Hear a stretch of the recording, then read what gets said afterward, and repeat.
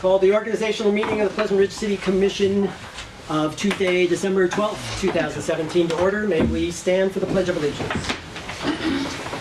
I pledge allegiance to the flag of the United States of America and to the republic for which it stands, one nation, under God, indivisible, with liberty and justice for all. Amy, would call the roll, please? Commissioner Kazak? Here. Commissioner Perry? Here. Commissioner Scott? Here. Commissioner Wall? Here. Mayor Metzger? Here. Okay, the first item is public discussion. Items not on the agenda.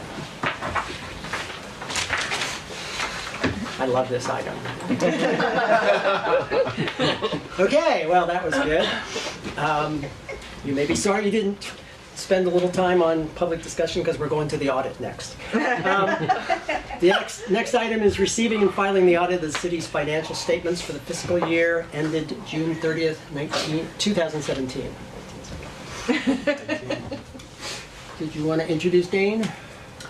Yes, we have Dane from Stevens, Karanovich, and Tucker, who is the successor organization to Abraham and Gaffney, who's been our auditors for a long time. Aaron Stevens, who has been here in the past to present our audits, is otherwise engaged tonight. He's got his name on the letterhead now, so apparently he's got more places to be. But Dane worked on our audit this year and is going to give us the highlight overview of the city's financial position. So with that, Dane, I turn it over to you. Yeah, I'm Dane Porter. I'm an audit manager with Stevens, Karanovich, and Tucker, and just want to kind of go over some of the highlights here for the audit.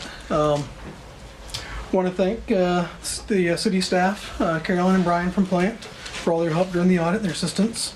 Like I said, just plan to kind of highlight some of the key areas, focusing on the independent auditors report and the general fund.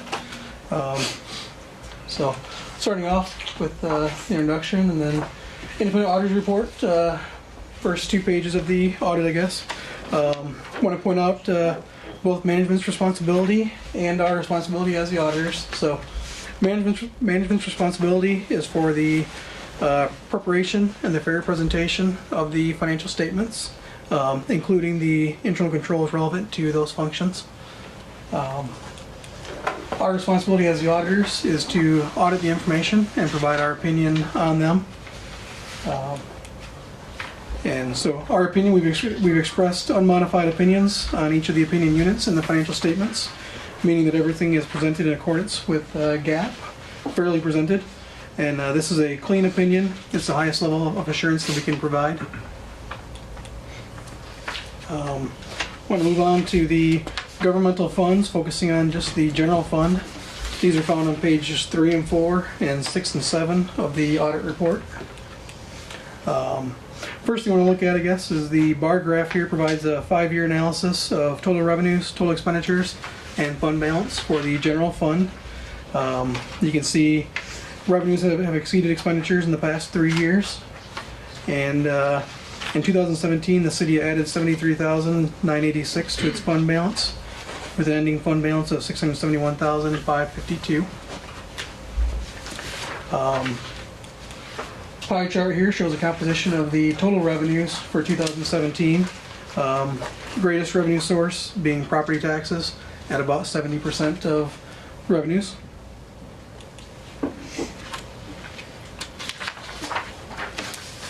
Same information in kind of a bar chart here, looking at dollars in thousands, showing consistently 2017, 2016, property taxes relatively consistent. Slight decrease or slight increase in taxable value, along with slight decreases in the millage rates, help to combine to hold steady the property taxes. Composition of the expenditures. Largest 2 programs past several years rather, consistently. Public safety at about 49% this past year, and general government at about 24%. Public safety being police, fire, general government being administrative, clerk, treasurer, those kind of functions.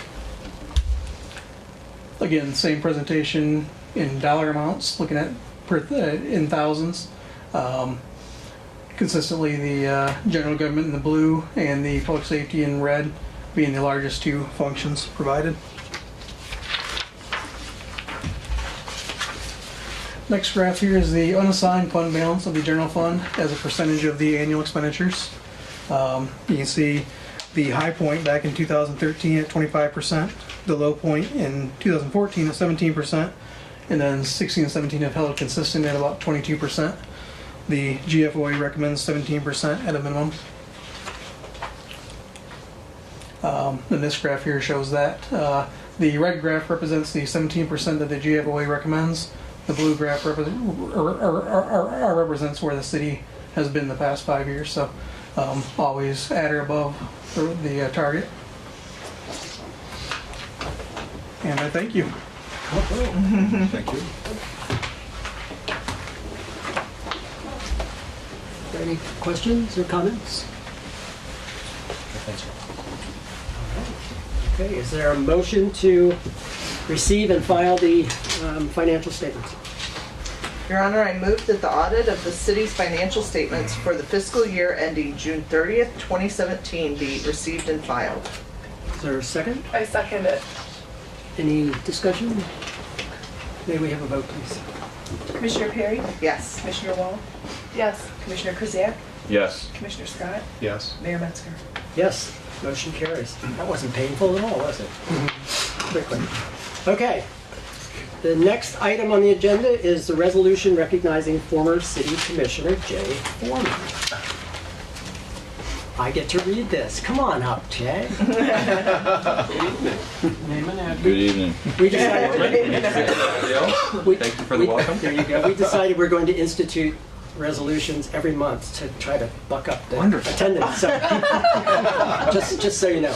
But this is special. This is heartfelt. This is not just one of those resolutions to buck up. I know you guys mean it. Allow me to read. Whereas Jay Foreman was elected to the City Commission on November 5th, 2013, and served as City Commissioner from 2013 until 2017. And whereas Mr. Foreman also served as a member of the Pleasant Ridge Recreation Commission before his election to the City Commission. And whereas during Mr. Foreman's term, the City of Pleasant Ridge has undergone significant change in many positive ways. And whereas during Mr. Foreman's term, the city initiated and completed many key projects that have and will continue to improve the quality of life for Pleasant Ridgers now and in the future. And whereas Mr. Foreman acted as Commission Liaison to the Ferndale Board of Education and worked in that capacity diligently and enthusiastically, supporting the success of our school district. And whereas Mr. Foreman exemplifies the spirit of commitment to community that makes Pleasant Ridge such a wonderful place to live. And whereas after a successful 4-year term filled with dedicated, loyal, and thorough service to the residents of Pleasant Ridge, Mr. Foreman chose to step away from civic life. Now, therefore, be it resolved that the Pleasant Ridge City Commission does hereby officially recognize the contributions of Jay Foreman to the City Commission and the residents of Pleasant Ridge. And be it further resolved that the Pleasant Ridge City Commission, on behalf of all the residents of Pleasant Ridge, does hereby express to Mr. Foreman the Commission's and residents' best wishes for health and happiness as he steps away from public life. Congratulations. Thank you.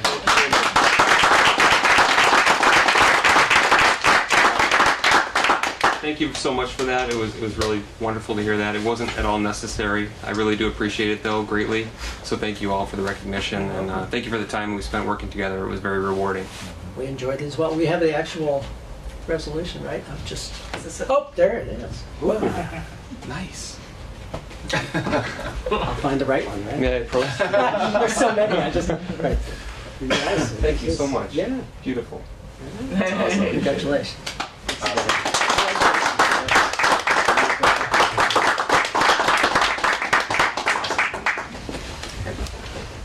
Jen Pittsburgh. Thank you. Okay, do I have a motion to approve the resolution? Now we could just say no. I won't sit down yet then. That's right. You may have to give it back. That's right. Mayor, I move the resolution recognizing former City Commissioner Jay Foreman be approved. I have to read it first. Is there a second? I second. No discussion. May we have a vote? Commissioner Krzyjak? Yes. Commissioner Scott? Yes. Commissioner Perry? Yes. Commissioner Wall? Yes. Mayor Metzger? Yes. Motion carried. Yay. Now it's official. This may not be as easy. The next item, the resolution recognizing Water Clerk Darren Humphreys. Come forward.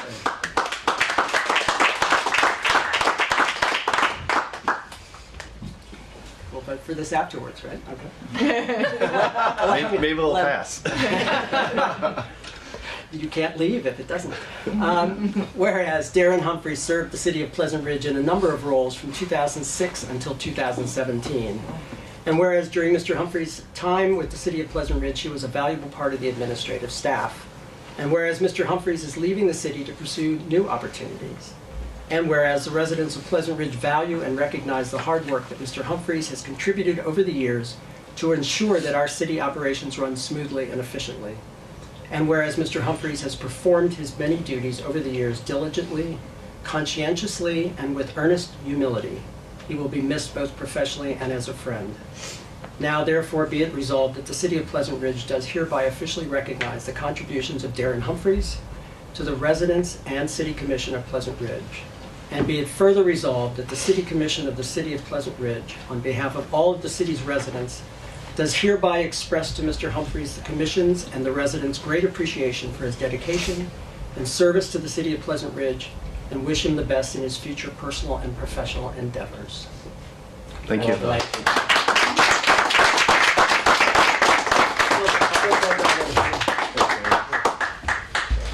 Good work, Dan. Good luck. Jason. Thank you. Thank you. Do I have a motion to approve that resolution? Mayor, Yes. I move the resolution recognizing former City Commissioner excuse me. We already approved that. Your Honor, I move. She's new, it's okay. It's my first one. Your Honor, I move the resolution recognizing Water Clerk Darren Humphreys be approved. Is there a second? I second. We have a vote, please. Commissioner Wall, Yes. Commissioner Scott, Yes. Commissioner Krzyjak, Yes. Commissioner Perry, Yes. Mayor Metzger. Yes, motion carries. Thank you, Yeah. sir. Thank you, Dan. Good luck. Thank you. Okay, the next item on the agenda is the Centennial Homes presentation. Mr. John. James. I'm John Wright from the Pleasant Ridge Historical Commission, and we have the honor tonight to present the plaques for our 100-year homes. Good. Nice catch, Dan. Not only are they sturdy, they work well. These are also work well when they're mounted. You can see one that I think 18 Kemberton has had one on the outside of their home for some time. This year we have 2 homes, and that are 100 years old,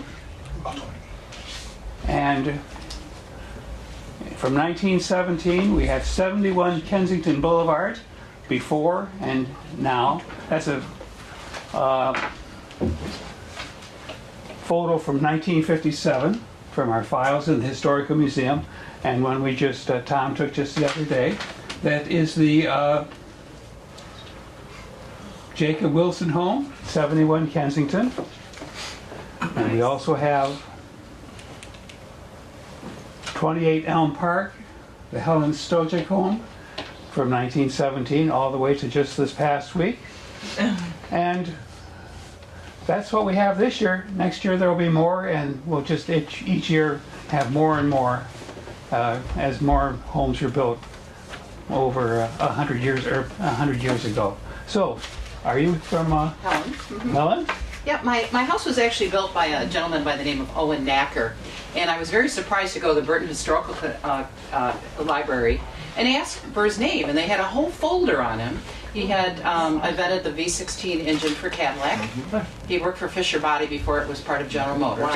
So I think not only are our homes historical, but some of our original residents have played a very important part in Detroit. And having been former chair of the Historical Commission, I know how important it is to this community to have, to respect the historical nature. I think a lot of us move here because we like old homes. We're not looking for more cookie cutter type of homes. So I'm very pleased that you're doing this. I know it costs some money. I'll have to figure out how to put that on stucco. I might do it outside, but thank you very much. I really appreciate it. Well, thank you. The house is beautiful.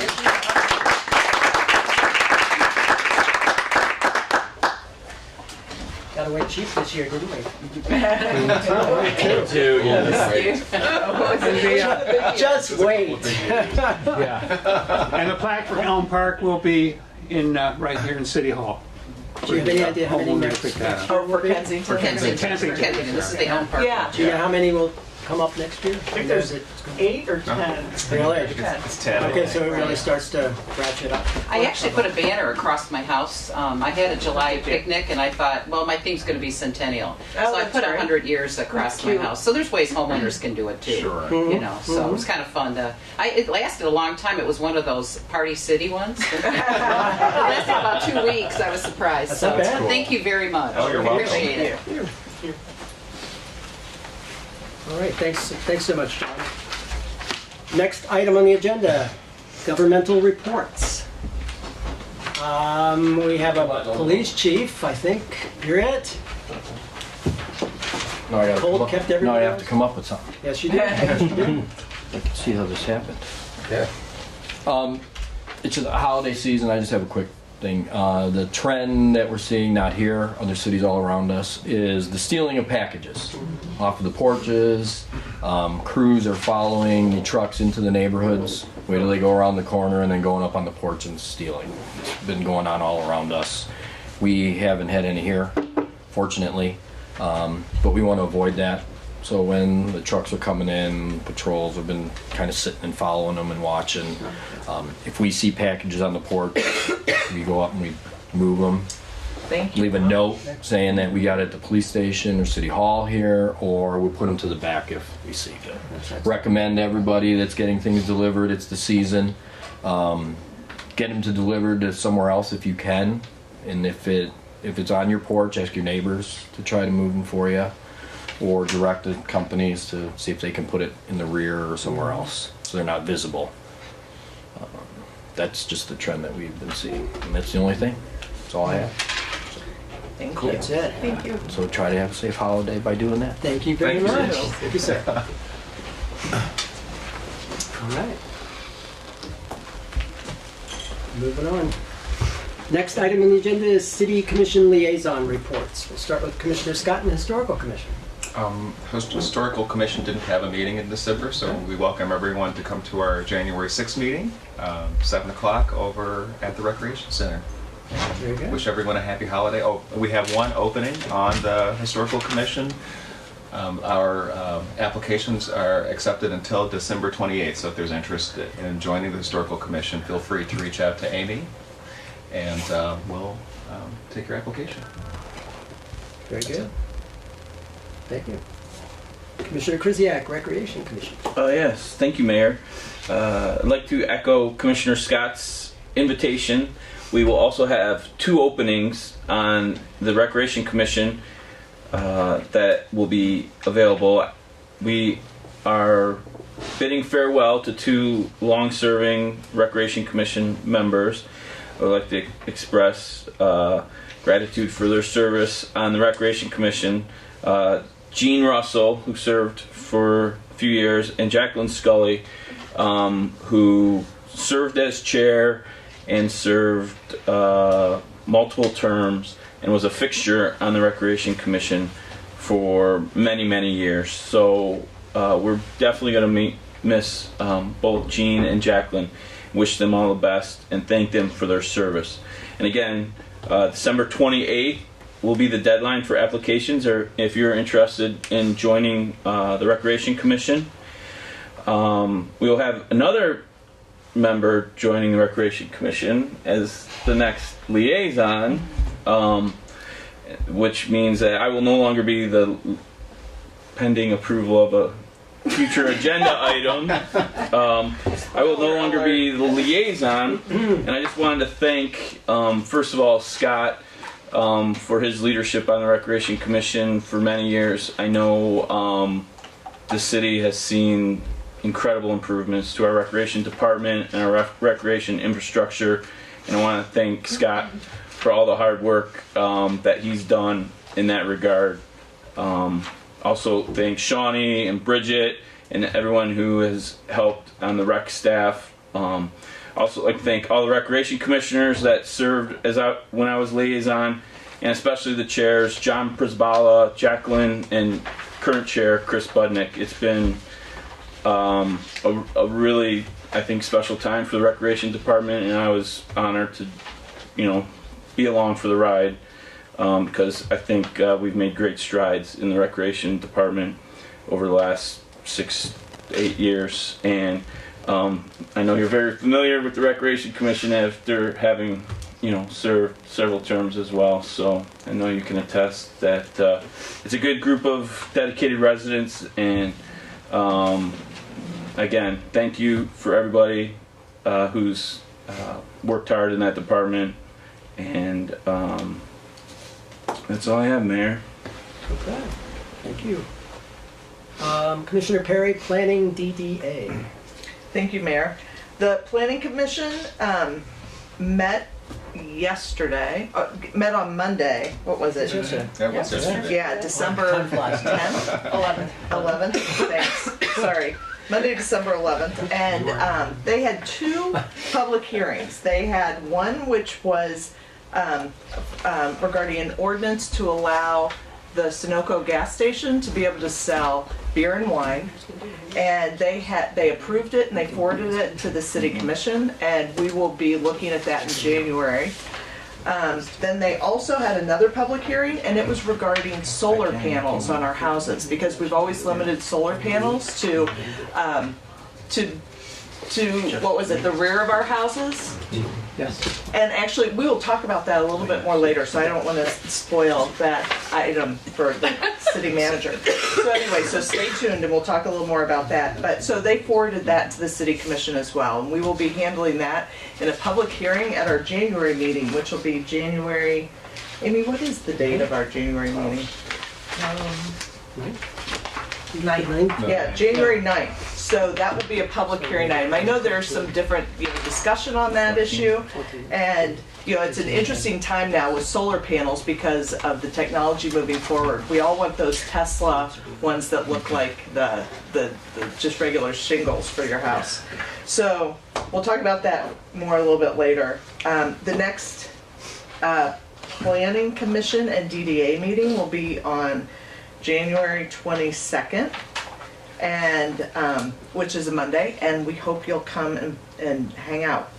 So thank you. 7 o'clock. Thank you. Thank you. Okay, former Commissioner Foreman, can you talk about the education liaison? Yes, Mr. Mayor, I'm prepared. No. No education. Nobody here? Sorry. The meeting was last night. I know that. Okay. Just wanted to give you your. And they're approving or appointing a new trustee, is that correct? Do you know? Yes, I think they did already. Okay. The gentleman with the last name starts with S. Okay. Okay. It was not me. Smelly. You should have been studying up on this. You should. Sounds like Sounds like smelly, but it's S-M-E-L-L-I-E. Okay. All right. Well, Thank you. would you mind maybe carpooling to at least the first one? Maybe. This is going to be our new Are you spoiling our new education liaison. I'll drop you off. Can you vouch for me? That might not be safe. Yeah, that's a little bit too much to ask. Mayor, I have a quick Yeah. correction. The next Historical Commission meeting is actually on the 3rd and not the 6th. Thank you. I saw Jim and Don were going. Huh? Yeah, What kind of liaison is he? well, probably. Because the 1st and 2nd City Hall's closed, so. Oh, for that's everybody. right. So it'll probably be the 6th, just because it's a short week. The 10th? It'll be the 10th. Sorry. Yes. The 10th. Okay. There you go. See, we're all Well, We've all learned something tonight. Yeah, we Thanks, Amy. You always keep us in we line. need calendars. That's right.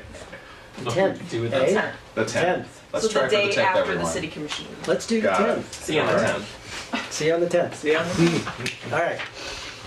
Next item is the consent agenda. We have 5 items currently, but Well, Mayor, I'd like to move, if we could, consent agenda item E, items E1 and E2 to agenda item 13A to be discussed later in the meeting.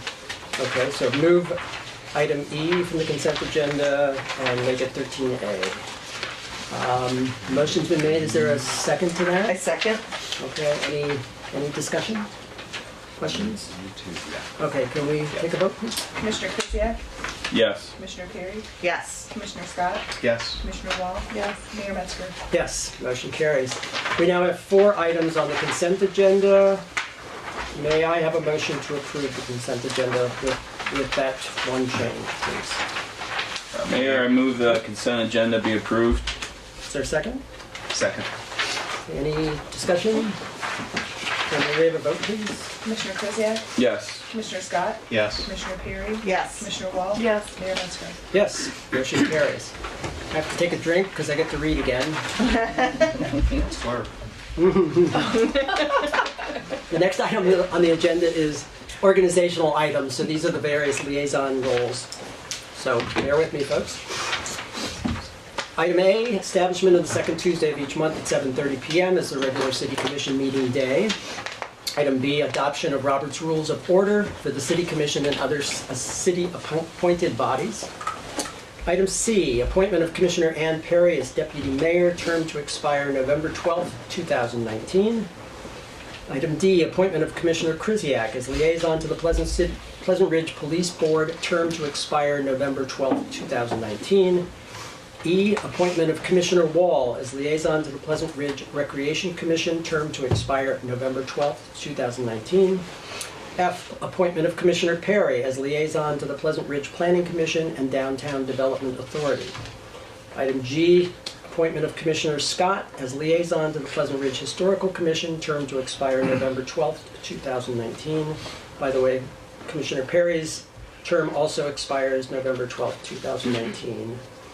Item H, appointment of Commissioner Krzyjak as representative to the Ferndale Public School Superintendent's Advisory Committee, term to expire November 12, 2019.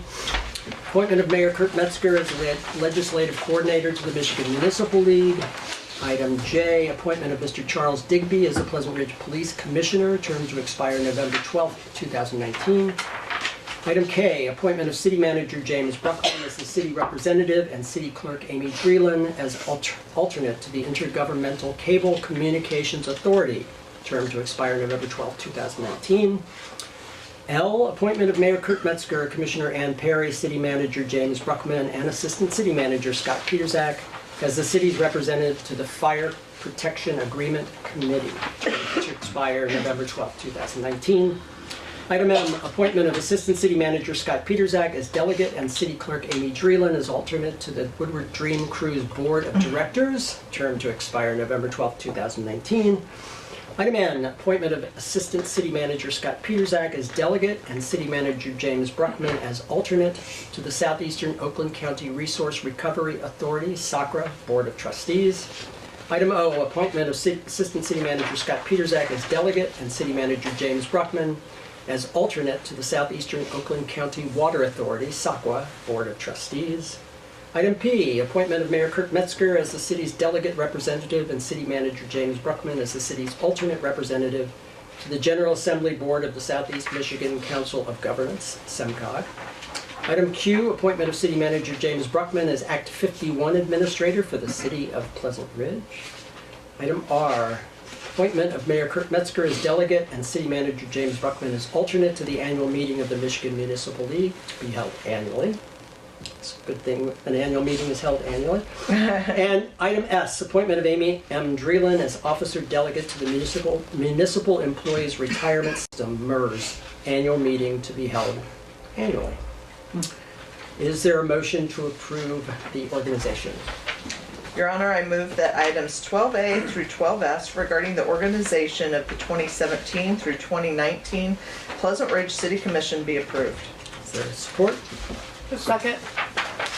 Any discussion, questions? May we take a vote, please? Commissioner Perry? Yes. Commissioner Wall? Yes. Commissioner Krzyjak? Yes. Commissioner Scott? Yes. Mayor Metzger? Yes. Motion carries. Moving on to the next item is the Community Action Alliance Water Residential Assistance Program, or WRAP.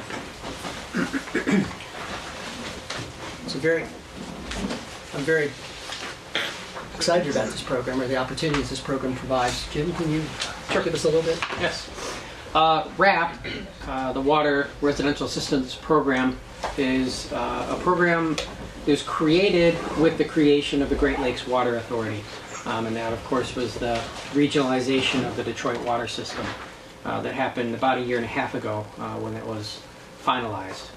The WRAP program provides water bill payment and plumbing repair cost assistance to low-income households that are served by the GLWA. There's no cost to the city to participate. Our only requirement is that we provide certain administrative functions for the program that require a small amount of staff time, basically reporting to the WRAP program, to the administrators of that, if residents who may live in Pleasant Ridge are current on their water bills. We need to do that every water bill. And then we also agree, if we want to be a Tier 1 community that provides the highest benefit to our residents, we agree to not roll participating residences back water bills onto taxes. That's standard operating procedure here and in most cities. If you don't pay your water bill, it gets rolled onto your tax bill so that gets paid eventually. It becomes a tax lien on the property. To participate in this program for low-income residents, we agree to not do that if we want to be a Tier 1 community. So the purpose of the program is to provide water bill credits to low-income households. Qualifying households that have above average water usage can also receive assistance with home audits and minor plumbing repairs.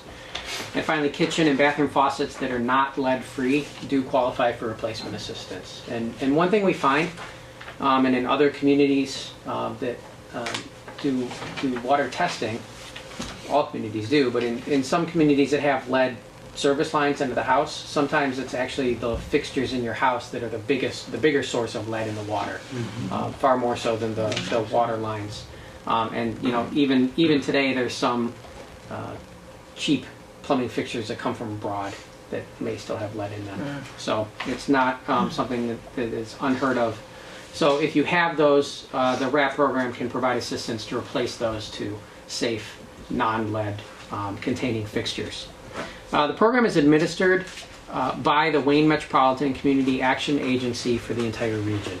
So that's the organization that residents who are interested in participating will call. We have informational flyers that are in the City Commission packets. Those will be on the website.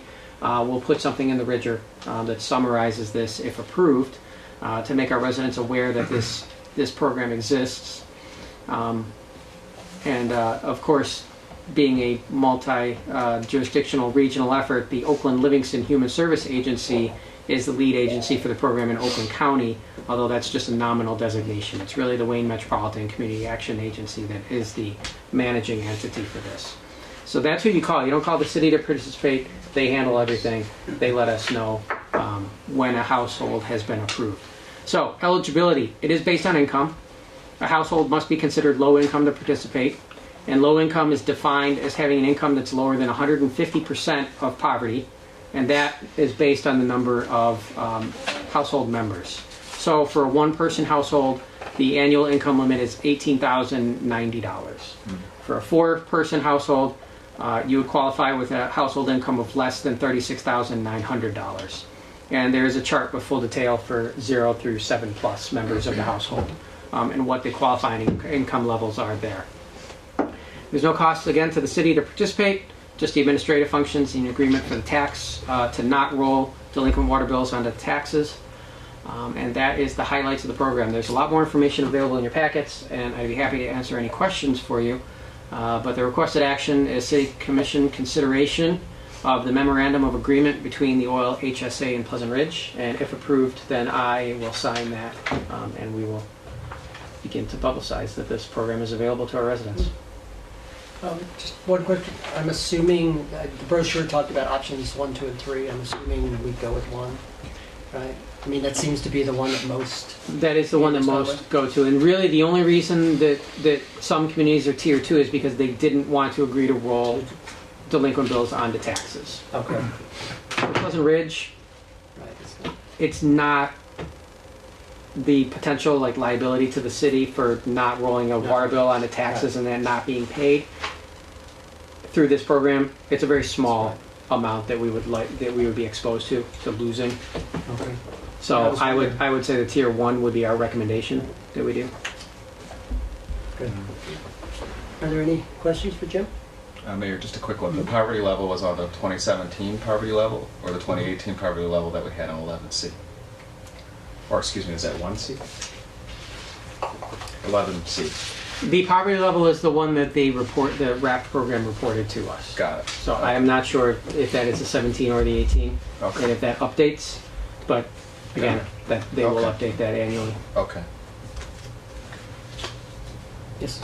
Thank you, Mayor, and I'd just like to share your optimism and appreciation for having this program presented to us and the organizational time that Jim and staff have taken on this, because I know one thing that we've talked about and the commission is concerned about is affordability here in Pleasant Ridge. And I know some of our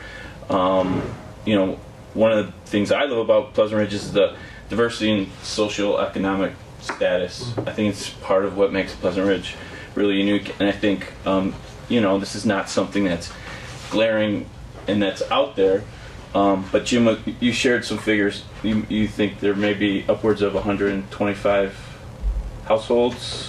Potentially, we don't have income and household size data for our residents. All right. So that was just the American Community Survey. Mm-hmm. And those numbers, you remember that the plus minus on those, it was, for households that are less than $20,000 income, I think it was the American Community Survey estimate was 26 plus or minus 18. Mm-hmm. So when you looked at all those different categories, household size. Yeah. So yeah, it was maybe 100 or fewer that could qualify. Yeah. But even if there's one. if there's Right, one, if you can help anybody. if there's one, this is Sure. worth doing. Right. Yeah. So. And these are our most vulnerable residents who would be Right. benefited by it, and I think it's something that we're really excited about. So I appreciate you Yeah, bringing it's it great to to us. see it. Yeah. Yeah. Great. Any other questions? Okay, do I have a motion? Mayor, I move the memorandum of agreement regarding the Community Action Alliance Water Residential Assistance Program, RAP, between the Oakland Livingston Human Service Agency, OLHSA, and the City of Pleasant Ridge be approved, and that the city manager and city clerk be authorized to sign the agreement. Is there support? Support. Any last chance for discussion? Okay, Amy, can we take a vote, please? Commissioner Krzyjak? Yes. Commissioner Scott? Yes. Sorry. Commissioner Perry? Yes. Commissioner Wall? Yes. Mayor Metzger? Yes, motion carries. Thank you. Okay, now we go back to item 13A, which is coming from our consent agenda, establishing a public hearing for Tuesday, January 9th, 2018, to solicit public comments on the following zoning ordinance amendments. First is ordinance to amend Chapter 82, zoning of the Pleasant Ridge City Code by the elimination of Section 83-197, small b, small l, small m. And the next is ordinance to amend Chapter 82, zoning of the Pleasant Ridge City Code, Section 82.204, solar panels. Jim, could you just kind of update us on those? Because I know that they came to discussion last night at the planning. Yes. These were both, there's a public hearing for both of these ordinances, and the Planning Commission recommended both of them forward to the City Commission for approval. I'll start with the SDM, the package liquor license. This would be an amendment to allow Sunny, the owner of the Sunoco station, to sell beer and wine. It would be just beer and wine, no liquor. You really, as he explained last night, in order to sell liquor, you have to have a certain dollar amount of stock of of liquor in the store available for sale. I think It was high. it's 250,000. Yeah, so it's Inventory. he's not going to do That's a that. large- Right. He's not going to carry He doesn't have $250,000 that of much liquor. space. He doesn't have that much space. So this would be just limited to beer and wine sales. Right now, the zoning ordinance allows for packaged liquor sales as a special land use. However, there is a specific clause in the ordinance that prohibits gas stations from selling these. And, you know, at one time, you very rarely saw gas stations sell beer and wine, but it's become more common. You're seeing it more and more at gas stations, and in fact, now it's not an uncommon thing. It's a standard feature of many gas stations. So the proposed ordinance would simply eliminate the prohibition that stops gas stations in town from selling beer and wine. It would allow them to go through the process that any other business that wanted to sell beer and wine would go through. So if this ordinance amendment passes, that will allow Sunny to then apply for a special land use permit, which is again heard and approved by the Planning Commission to allow him to do these beer and wine sales. The special land use permit includes a public hearing and notice that would be sent to all properties within 300 feet of the gas station. And we also have some standards on operational standards that apply to neighborhood beer and wine sales. The most notable of which is that SDM packaged liquor sales are limited to 9 a.m. to 10 p.m. By ordinance. And I know Sunny wants to sell longer than that, but that's what our ordinance would allow. And even by state law, you're not allowed to sell 24 hours at a packaged liquor store.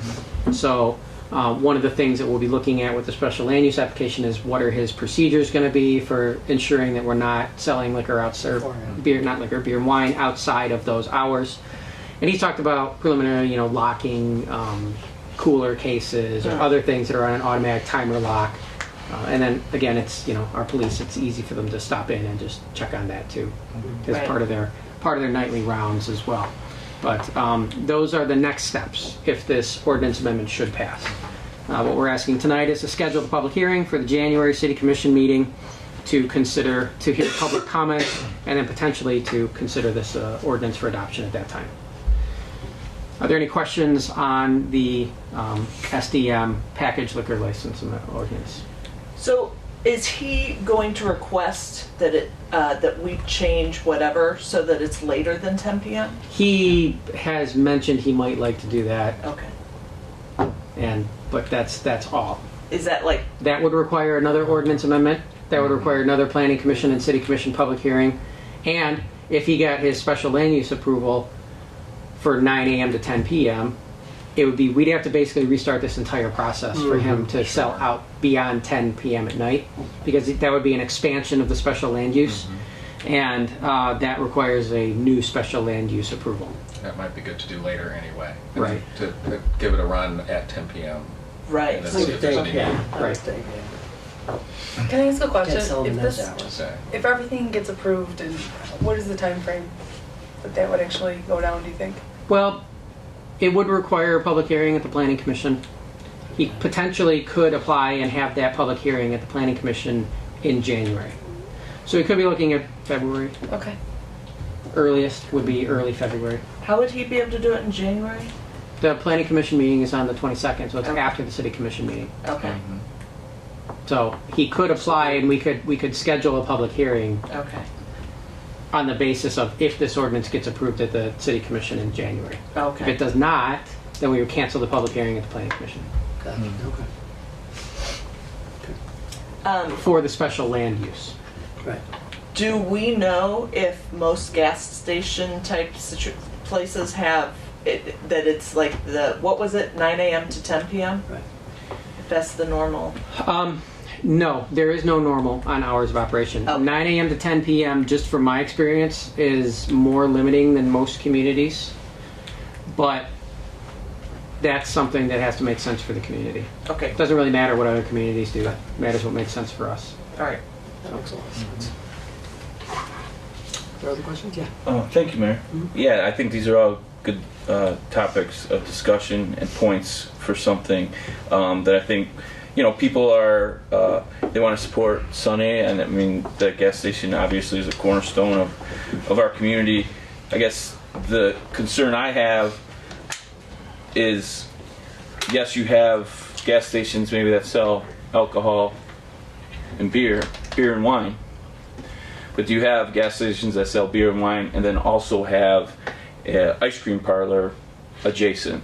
Off the top of my head, I don't know any other locations where you have those combinations. And for me, you know, where you have, you know, baseball teams and kids and people riding their bikes up there, and then you also have, you know, a gas station with cars coming in and you're selling alcohol. I trust really Sunny and the staff over there to manage that and make sure that, you know, all customers feel safe. And I think, like Commissioner Scott said, having that 10 p.m., you know, would be a good introductory to kind of feel out how, you know, all customers of that space are feeling. But yeah, I think this is a good development. Honestly, it's, you know, a natural step for him to come to the city, come to the Planning Commission and make this request. I definitely would encourage, you know, residents to weigh in on this. They had an opportunity, you know, at the Planning Commission. I don't know, were there any public comments? We did. We had one resident who came. He did not express opposition. Mm-hmm. I don't think he expressed support. Although I think he was in support. I think he so. was being cryptic, but or not cryptic isn't the right word. He was, what he closed with, I think some Pleasant Ridge residents like to drink beer and wine. Smiled and sat down. So Yeah. I would take that as support. I think that's been well established. Yeah. and we have one resident who write in who was no, that's not even the right topic. Never mind. Forget it. Okay. Yeah. Okay. Right. All right. Yeah. No, I definitely want to see this, you know, the public hearing, and I'm curious to see how this plays out. Well, because you know, there's the ice cream there, which can be consumed there, but the alcohol can't be consumed at the gas station. So. All right. That's true. Can't pour wine. You can't, you can't do a beer smoothie. Beer smoothie. Not to be done. Not to be done. Probably anywhere. No, but if you run out, They may be working on that right now. but if you run out of beer smoothies at home, you're gonna go, There you you know, go. Get beer, You know then where take to- it home. Where to Take get it the home. components of another one, right? yes. Exactly. Okay. Thank you. The next, Jim, the next item. Yes. So the next item is probably the more interesting item, maybe. We've been discussing at the Planning Commission since, I think it was June or July when we first introduced this option to them. Solar energy system regulations. As I think many are aware, or may not be aware, but solar prices have dropped precipitously over the past number of years. To the point now where a residential solar system can pay back in 6 or 7 years when you factor in the tax credit. So we are seeing more interest. We are getting more inquiries, and it's not a deluge. It's not a stampede of people coming in every day wanting to put solar energy systems on the roof. But it went from 0 a year or two ago to, you know, a handful now of people who are interested in doing this and looking at it. The issue we have before us is that Pleasant Ridge is a historic community, and so the zoning ordinance currently contains a prohibition on solar panels from being installed anywhere on a property where they're visible from the street. So that's on your garage, on the roof, anything that you could stand on the street and see that solar panel. You're not allowed to put them there. And this is balancing the aesthetic concern of the historic nature of our homes. I presume the ordinance standard was written before I was here, but that seems to be the intent of that standard. The problem with that is that the practical problem is that in Pleasant Ridge, almost all of our residential streets run east and west. And so in order to have a practical solar system, you have to have a south-facing facade, a south-facing exposure. And if you're on the north side of one of our east-west streets, you are effectively prohibited from having a solar energy system, because it has to be on the south-facing facade or the street-facing facade of your garage or your house. Now, you know, it's possible if you have an addition in the back of the house that's perpendicular and the roof slopes the other way, you may be able to put an east or west-facing system there, but it's that you're really reducing the number of people who have a practical place to put solar panels on their house. So that leaves us in a position now where we have increasing interest in these, where there's an increasing ecological and economic imperative for residents to do this, producing clean energy that they own and control. And it's being prohibited by an aesthetic concern, being in a historic district. And we have a few slides that we've been looking at. These are just some examples of solar panels that have been installed on historic properties. So, you know, this is about what you'd expect that it would be. Some of the concern is the older solar panels, and this is actually a pretty bad AirSats copy of a historic house, but it's, we won't get too judgy. But the solar panels, these are the older style panels that have metal frames, and then they have the black collector surface, and they're very reflective. So this is actually something that we point to as maybe not an optimal architectural design for a house or solar panel choice. This is an example where the internal frames are not reflective, but you also have the larger metal frames, which really highlight and make more noticeable the fact that there are solar panels on the roof of this house. And again, same thing with the frames being visible. This is a newer style panel where it's more monochrome, and the frames are the same color as the panel. And you'll notice here that the roof is actually a very light gray shingle, but the panels themselves are much less noticeable on the roof the way that they're installed and with the all black monochrome design. And again, some of the older reflective frames, and then again you've got the more monochrome design on a roof, which becomes less prominent and less visible. So those are some of the examples we were looking at. Really the question comes down to aesthetics. We are a historic district, and we're not a locally designated historic district, so we don't have a historic district with design review powers. But having worked with those in the past, when you're considering design or alterations to a historic structure, typically what you're looking at is, does it alter the integrity of the historic structure? And how you define that is a local choice. One thing I always like to point to is that in 1917, or 100 years ago, or 90 years ago, when 90% of our homes were built, you didn't have asphalt shingles. You didn't have vinyl siding. You didn't have a lot of the materials we use today. But we put asphalt shingles on our house. We allowed vinyl siding on, to replace the original wood clapboard on a lot of our houses until a couple of years ago. So, you know, we have allowed things that don't fundamentally alter the structure, that don't change or destroy the resource.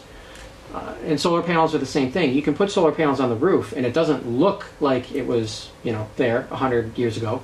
Obviously, we didn't have solar panels 100 years ago. But you can pull those solar collector panels off and nothing has been destroyed or altered or changed about the historic structure itself. So that to me, from looking at, you know, does this have a fundamental impact on the integrity of our historic district? From a longevity and permanence standpoint, no.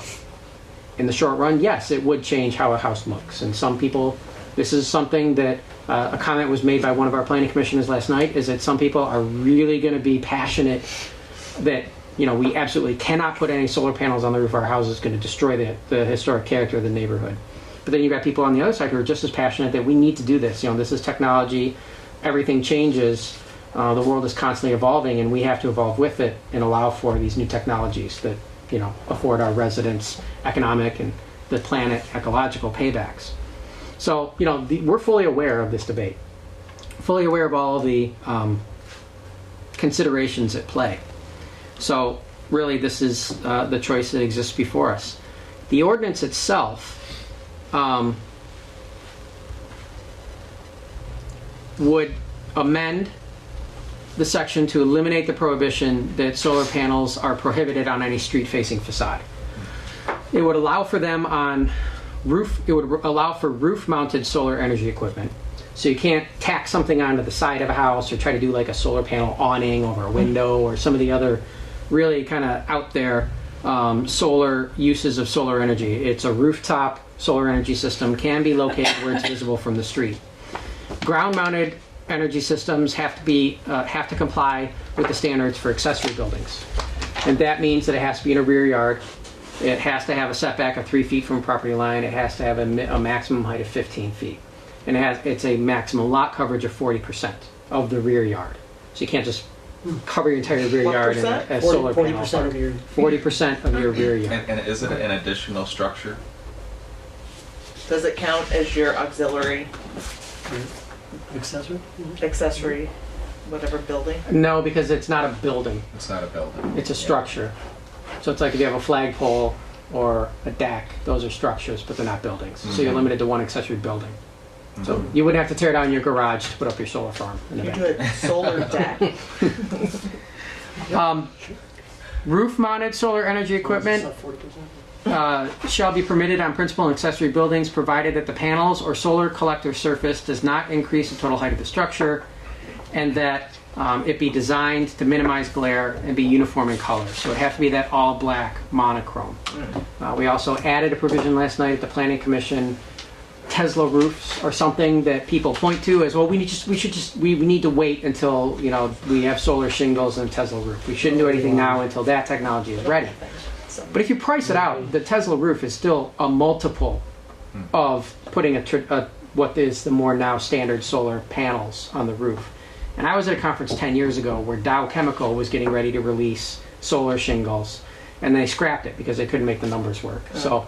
If you go to Tesla's website and price out their solar panel options, they go through a whole bunch of gymnastics to make the numbers work. They include the cost of a roof replacement, and they amortize it over 40 years, and they do all this crazy stuff to make it affordable. But if you just look at the bottom line price, it is multiples of a traditional solar panel system. So, we can wait until the technology matures, but you know what? We could also deal with what we have now that's viable, and if the technology matures, we take a look at these standards again. But we do have a provision in here that would allow for Tesla shingles for Anything that is comparable in appearance to a conventional shingles. conventional roofing material. Right. So are the black panel ones that are like not the shiny and not with this, are they comparable in price to the others? Yes. Okay. If there's a price difference, it's negligible. Okay. Is there a difference, or it's just a design? Just a design. Okay. It's just what color you're using for the frames. So the frames that the solar collecting surface mounts to. Okay. It's not a prohibitive cost. Are there other questions? It's just a thought. The panels themselves require a box that's mounted to the house to convert the electricity and to tie into the electrical system, which is not mentioned here, but may not be important to mention, but something to think about. Right. That needs to be like in the back of the house? Yeah, like to the side of the house or mounted next to the other utility meters or something like that. Right. And realistically, that equipment goes where the electric meter is, because that's where you're tying So in, you're not required and that's where it makes sense. So that's when we put the system in at City Hall, the inverters are actually inside the building, and then the outside converter box is next to the existing electric meter, and that's just the only way that makes sense to design the system, because then you're not running wires all over the place. Sure.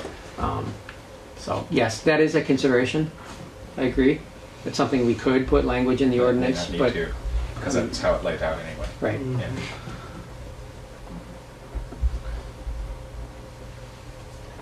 Any other? Okay. I'm going to ask for a motion to establish public hearings on both the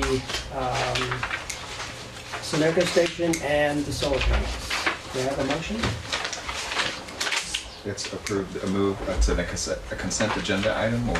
Yeah, well, it's item 13A. That was that consent agenda item E that we moved. So I need.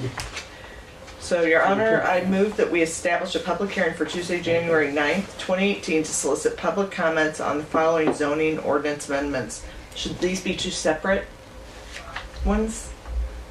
Oh, never mind. They were together on the, Okay. Ordinance, A would be ordinance to amend Chapter 82 zoning of the Pleasant Ridge City Code by the elimination of section 82-197B1M. And also ordinance to amend Chapter 82 zoning of the Pleasant Ridge City Code, section 82.204, solar panels. is there support? Support. Any further discussion? Just one further thing I should add. I mentioned this process started in July. We did a survey. We publicized a survey on Facebook, on the city website, and in the Fall Ridger. We got, for Pleasant Ridge, we got a good response for a normal community. For Pleasant Ridge, we got a somewhat low response. But the results for that were 60% or more in favor of doing this, 40% or fewer against it. So this has been something that we've been trying to solicit input on. It's not something that just kind of popped up, but obviously we want to hear from people. So hopefully, if you have an opinion, come in This January. is the solar panels, not the solar panels, right? No surveys on Sunny. So the Sunny survey would be There you go. sunnier. Sunnier. Okay. Any other discussion items? May we take a vote? Commissioner Perry? Yes. Commissioner Scott? Yes. Commissioner Krzyjak? Yes. Commissioner Wall? Yes. Mayor Metzger? Yes. So we have 2 public hearings coming up next month. We hope people will come out, please. Or send us your comments. Send comments to Amy. All right. The next item on the agenda is the city manager's report. I don't have much. I have been asked to give an update on leaf pickup.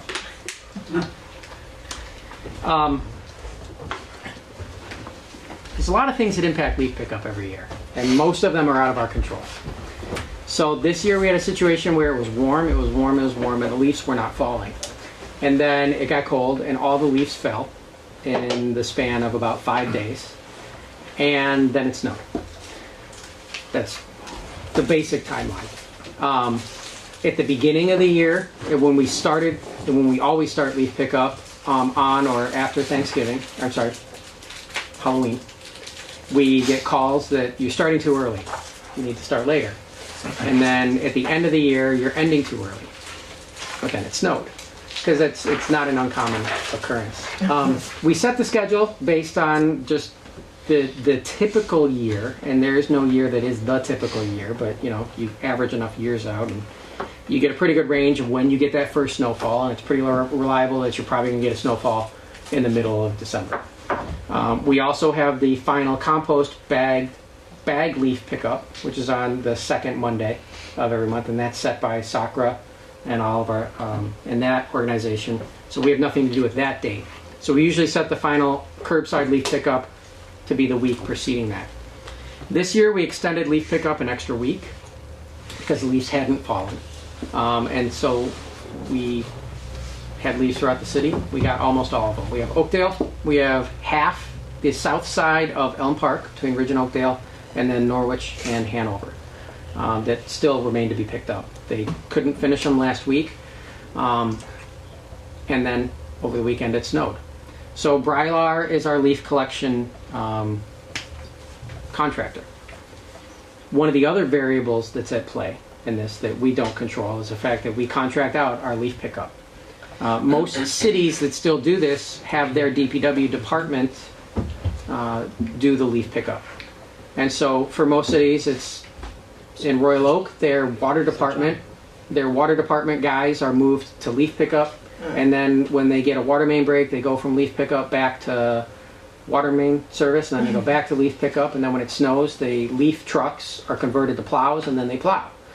And you see this because if you go drive around Oak Park, or if you go drive around Ferndale right now, there's a lot of leaves in communities all around us right now, because we're not the only ones, obviously, who dealt with this confluence of weather. It's just been that kind of year.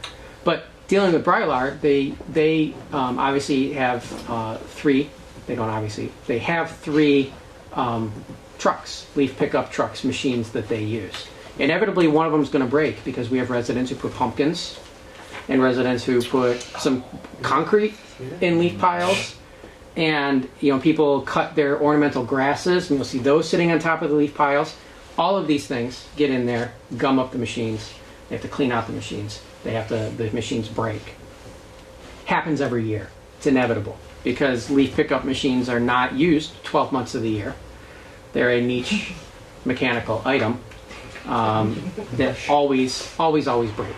And a couple of our leaf pickup machines is basically a V8 engine mounted on a vacuum that sucks up the leaves. So this is also inevitable. We always get calls about how we need to manage the contractors better. Well, I invite you to comparison shop for companies who have a leaf pickup machine that they use for six weeks out of the year. There's just not a lot of options to go with. So, we've got Brylar and they do a good job with what they have, but this is, again, it's a niche product, it's a niche service that not a lot of people provide. And their trucks, when we got the snow this past weekend, they had to convert all their leaf pickup trucks to plows. And they've been plowing, they've been salting. We're supposed to get 7 inches of snow now, I hear, tomorrow. So we'll have more snow that they have to plow. So, it's you've got the weather, you've got when it snows, you've got when the leaves fall, and then you've got the reliability of the machines. This year, we did make the decision and we extended leaf pickup for an extra week. Residents should understand that it costs $10,000 a week for leaf pickup because you've got 3 trucks, you've got crews with 3 guys on each one, so you've got time and material costs. So we tried to juggle the schedule around based on the fact that the leaves hadn't fallen yet, and it all led us to where we are now. So yes, we understand. If any resident wants to manage leaf pickup for us, I would happily give it to them because it's the most difficult. You can come up with all the schedules you want. We had a schedule, it's in the Ridger every year. We've been posting updates daily to the website for the past week and a half about what streets were completed, when they were completed, what's been going on. We've had Facebook postings about this.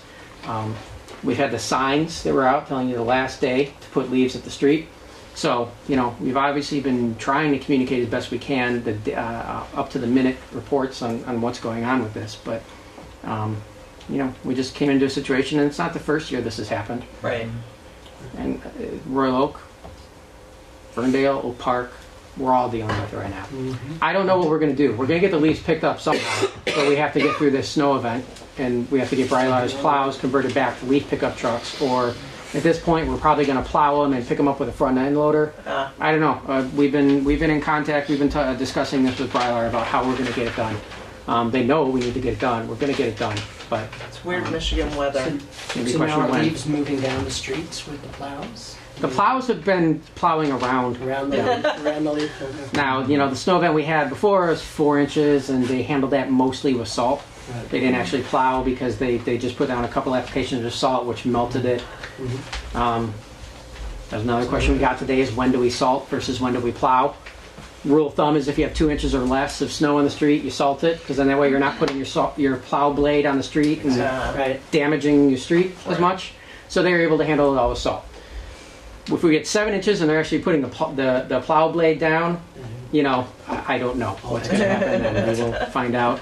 Just a quick word for residents. If that does happen and the plow blade goes down, it will push leaves to probably the end of the blocks, and then they will freeze. So don't go out there and try to shovel the leaf piles, because you'll end up hurting yourself, because they will become heavy and frozen, and Brylar will come with an end loader type truck and get rid of them. It will take some time, so it's a little bit of patience.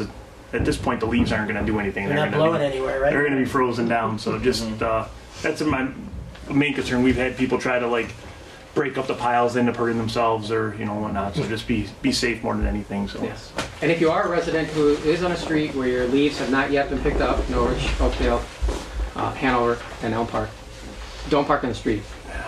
Please don't park on the street so that the plows can actually get the leaves if they're plowing them. Because if you park on the street and they have to plow around you and there's a leaf pile, that decreases the chance that leaf pile will be taken.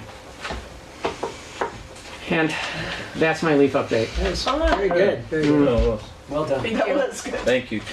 That was more than I expected. That's good. Meaty. I wish Sonny had his package liquor license. Much shorter trip. Huh? And you don't have to make a turn. Is that it? That's all I have. Really? Okay. Well, thank you. Any questions or comments for Jim? All right, good. So we'll move on to other business. Who wants to start? Just wanted to announce we're getting the gang back together for book club starting in January. We will be reading Citizens of London. This is a nonfiction title about the Americans who stood with Britain in its darkest, finest hour. This is by author Lynn Olson. Very timely. I believe there's a movie out, Darkest Hours, which follows this period of world history. So if you're interested in world history, if you're interested in joining us, the day will be January 10th, Wednesday, January 10th, for Citizens of London at the Pleasant Ridge Community Center at 7 o'clock. And then February's book, The Underground Railroad by Colson Whitehead. This book, I have not read it yet. Look forward to reading it. Obviously, it's been through the Oprah machine, but this is a well-regarded book and comes, like I said, well-regarded. So we'll look forward to getting into that one as well in February. So Citizens of London and Underground Railroad for February. And that's all I have. That's it? Thank you. Yes, ma'am. I forgot to mention that there'll be one position open on the Planning Commission and DDA. So apply by December 28th. And you apply by, The applications are on the website, okay. and then, or we have them in City Hall, we can mail it, whatever you need. Then you can email it back to me or drop it off. Great. And Amy's email is cityclerk@cityofpleasantridge.org. Thanks. Good. And don't give Amy a hard time. She's got sniffles. She's got Poor thing.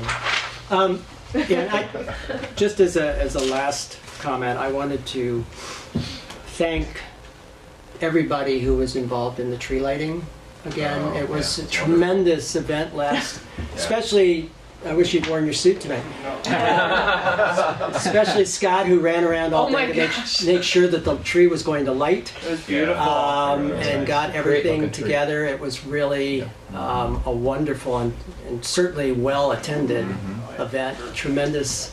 The hot chocolate was really good, and the little wands are getting cooler every year. So it really was a wonderful event, and I just wanted to recognize you, Scott, and then everybody else that was involved, and it just, I thought it came off beautifully. It was beautiful. It was nice. It really was. So, Lots of happy kids. thank you again. Yeah, it was really. Yes. And a mad reindeer. The reindeer left something to be desired, but that's okay. It was ornery. I know Santa Claus didn't spend much time with him either. So. Right. Are there any other? All right, well, then I'm going to ask, is there a motion to adjourn? So moved. All in favor? Aye. We are adjourned. Thank you.